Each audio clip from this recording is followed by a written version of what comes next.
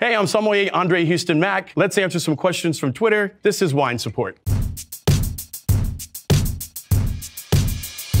At Agent Brown Eyes asks, why do people swirl the wine glass around before they taste it? You see a lot of people doing this. I know it kind of looks pretentious, but there's a reason why people do this. Basically what we're doing here is aerating the wine. The wine has been in its vessel, the bottle, and it's been in there a year or two. You want to open it up and you want to let the wine breathe. We expose the wine to oxygen. It starts to break down the tannins in the wine and make the wine a little bit more softer and approachable.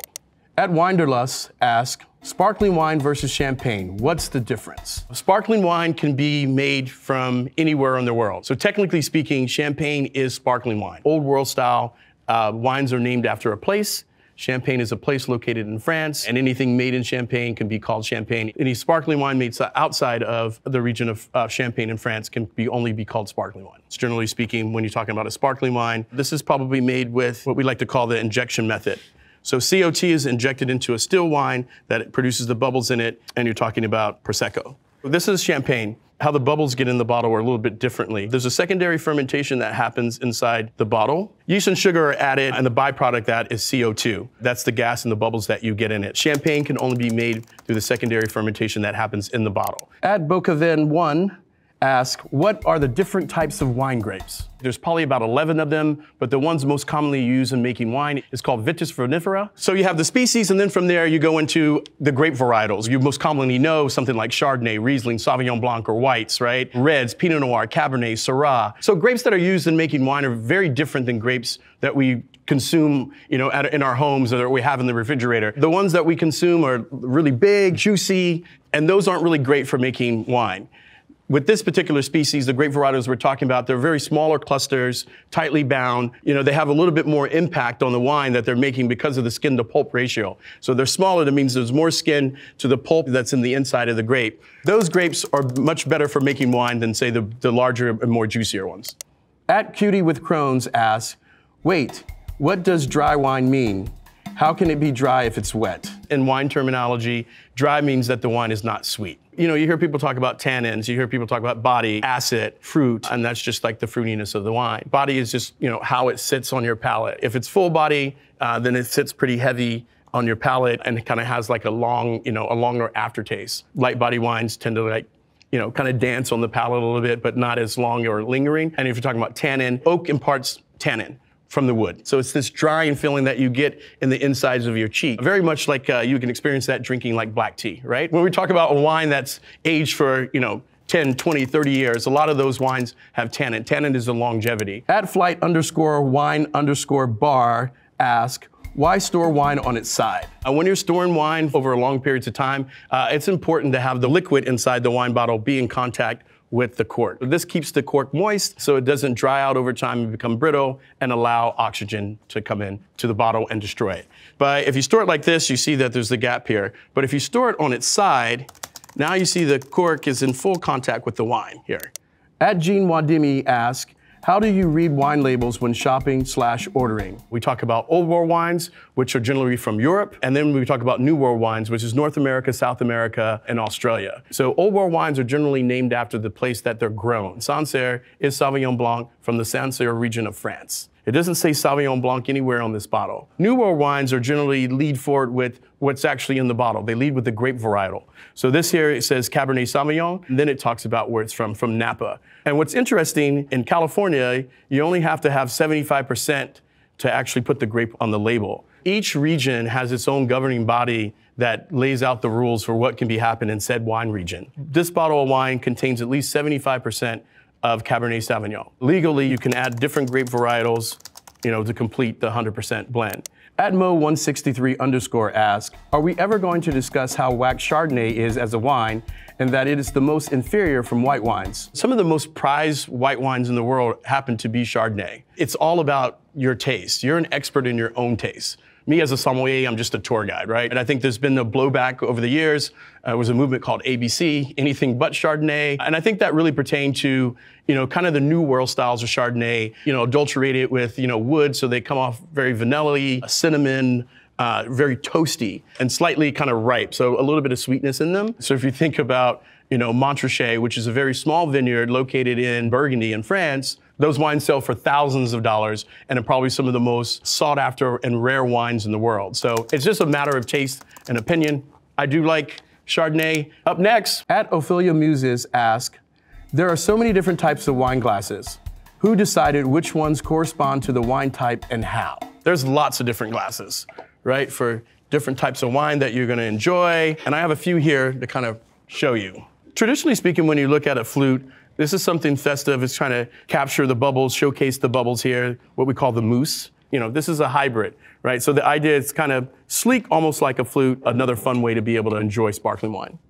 So this is your white wine glass. The idea behind the white wine is it's gonna be a smaller glass, right? You don't need as much air to surface ratio, and it's gonna be a little bit more tapered in. You wanna kind of be able to capture the aroma. So a white wine glass tends to be a little bit smaller than a red wine. When you think about a red wine glass, it kind of acts as a mini decanter. That gives you a little bit more surface to air ratio. You can swirl the glass and then be able to enjoy it. Port is what you consider a fortified wine. It's wine that's being made and then you add alcohol to it to fortify the wine. It is served in a smaller squatter glass. Smaller glass because most people wouldn't consume a full glass of this. Generally can be up to like 17%, 19% alcohol. At West Van Cork asks, can you send a bottle of wine back after you already started to drink it? Ideally, you're in a restaurant setting, you can always send it back, right? Whether or not they take it off their check is something different. When you actually taste the wine, you're tasting the wine to see if it's sound, not if it's good. Generally, people send a bottle of wine back, you know, if it's defective, right? You know, if it's turned to vinegar, or what you generally see, you know, wine affected by cork taint. Cork taint affects,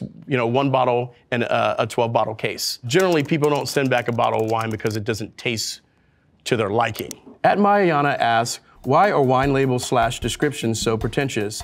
And what does a wine being approachable mean? I'm not trying to date it. So you hear something like approachable, balance. Like, well, when a wine is balanced means that, like, if the wine is overly fruity, right, then that wine is out of balance. If the wine is too acidic, that wine is out of balance. The idea of wine and when it's drinking great and it's at its peak is when all of those things are seamless. A wine being approachable, meaning that wine takes a long time for it to be ready to drink. When you say approachable wine, it just means that it's very easy to drink and not as complicated. I actually don't use any type of wine descriptions. I use emojis. At Arsenic14 asks, why does the wine bottle have to have a cork? Wine, which is steep in tradition, we still continue to use cork. You know, it's bark from a tree, mainly in Portugal. So, you know, that's limited resources. So what you start to see is synthetic corks, composite corks, glass stoppers, and you'll also see, you know, the screw cap. Does a screw cap actually mean the bottle of wine is cheap? And I would say no. And yes, this is the way I like to think about it. Screw cap wines are generally wines that are meant to be drank younger and consumed younger.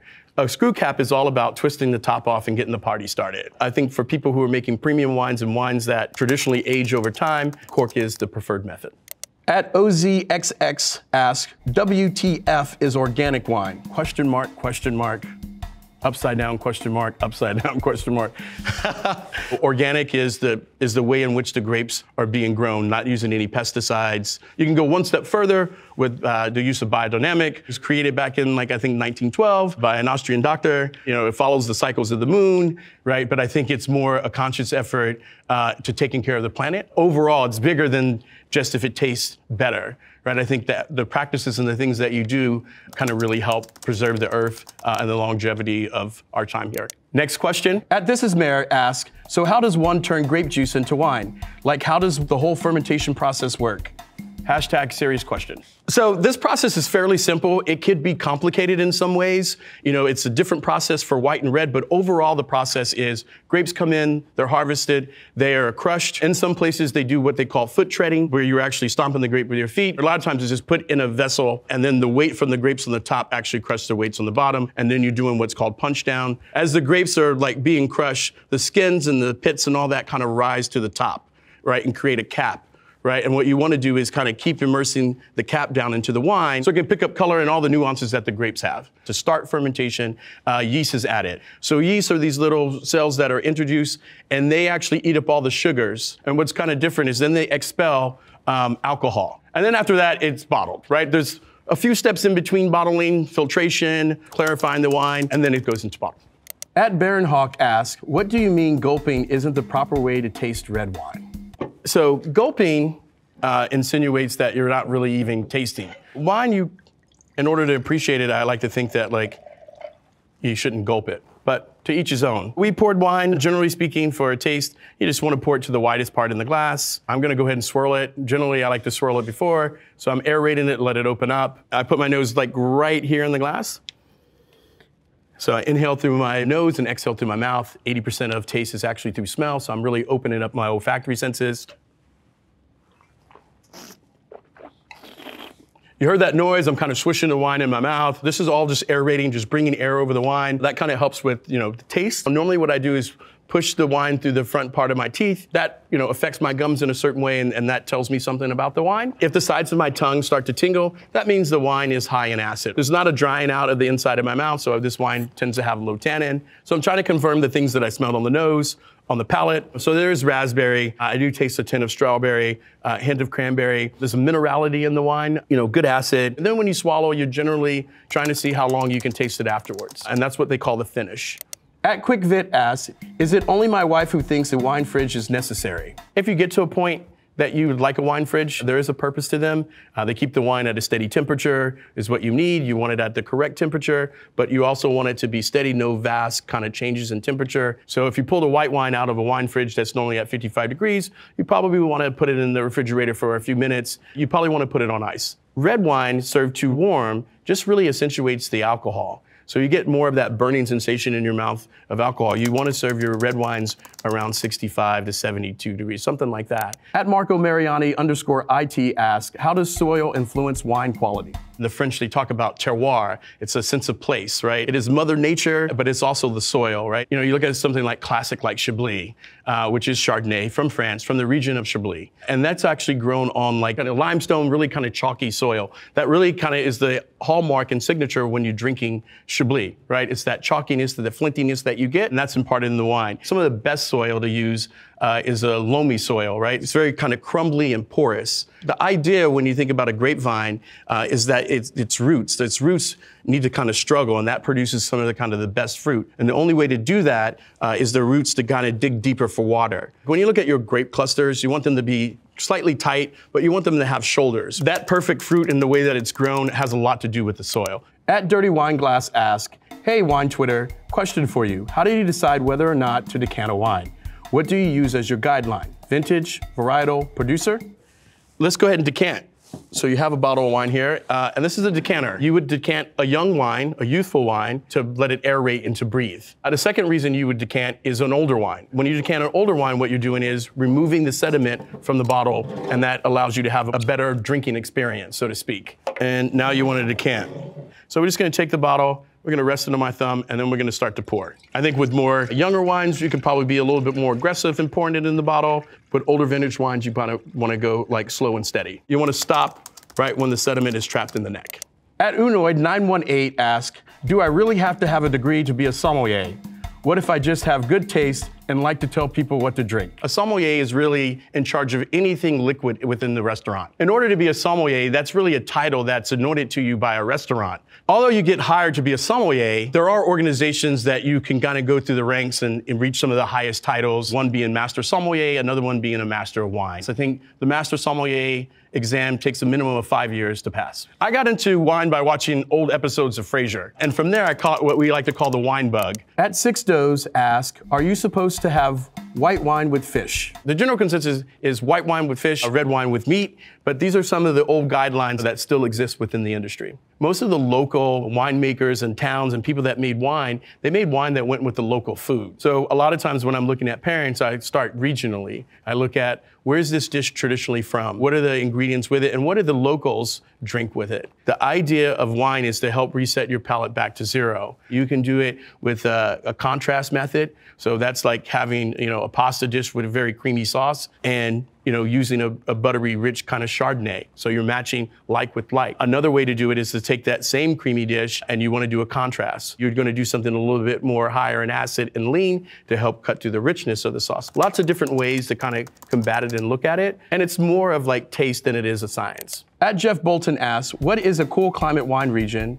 How does this impact the taste and the quality of the wines? So I guess the easiest way to kind of break this down is think about hot and cold. If we think about cold regions, cooler regions, we can talk about like Champagne in Europe. The idea that like it actually snows in Champagne. The difficulty with growing grapes in a cold region is that you can't really get the grapes to ripen. So ripe grapes means that they have sugar. So if they have sugar in them, this is how you start the fermentation process, by adding yeast. Cooler climates kind of suffer, but in those years that you can actually get the grapes to ripen enough, cooler climates are the best. You get lower alcohol, you get more nuance in the wine, and you get kind of these great acidity. You know, acid is an amplifier, right? The reason why you put salt on food, lemon on seafood is really to kind of crank up the flavors of the dish. And if you look at hot weather, it's kind of the opposite, right? You don't want the grapes to get sunburned, right? The idea of having too much sugar in a wine can affect the wine also. So wines that tend to have more alcohol tend to come from warmer regions, right? And sit really heavy on your palate. At the Meat Shack ask, why does rosé wine exist? Rosé is a category of wine, much like white wine and red wine. And within that, there's many different grapes that can be used. White wine grapes to make white, so to speak, and red wine grapes to make red. Rosé is made from red grapes with a slight skin contact that gives it this pale kind of color. A lot of red wine bleeds clear juice. How it picks up its color is the contact through the skins. The longer that it's on the skins, the longer maceration process, and you get deeper color. And rosé is just a slight contact with the skins that produce this little bit of kind of pale color that you see here. At Robin Brussel ask, what else is in this wine besides grapes? Hashtag stupid questions for sommeliers. Sugar can be added to wine, right? It's called chaptalization. So it's illegal in several countries, in several regions, like, you know, think about Burgundy in particular. Sulfur is a byproduct of fermentation. So almost every single wine has sulfur in it. People use sulfur to sprinkle on grapes, and like sometimes you can overdo that. And I believe it's been linked to actually people getting headaches from sulfur. You know, a byproduct of fermentation is histamines, and I think that's generally what people are allergic to. There's actually more sulfur in a slice of bread than there is in a bottle of wine. But generally speaking, what you have in the wine is about 95% water.